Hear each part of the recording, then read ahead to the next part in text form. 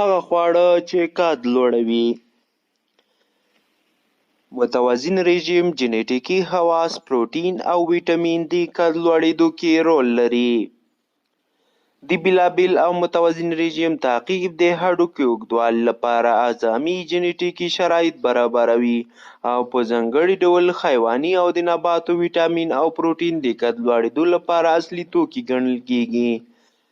د غوښې خوړل، لوبیا، شیدو، لبنیاتو او کبانو مصرف د پروټین له نظره او د ودې هورمونونو جوړېدلو لپاره امینو اسیدونه ګټور دي. زنک د ویښتانو رشد او د پوستکي تازه او ځوان پاتې لپاره د پام وړ اغیز عنصر دی. نو برعکس بیا کمښت هم یادو برخو کې ستونزې پیدا کولی شي.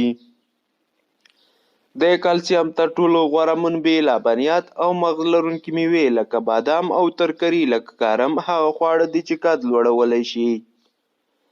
د زنک، ویټامین ای، اوسپنې، مګنیزیم، ویټامین سی او ډي او کلسیم نشتوالی هم د ماشومانو لنډ قد کې رول لوبوي.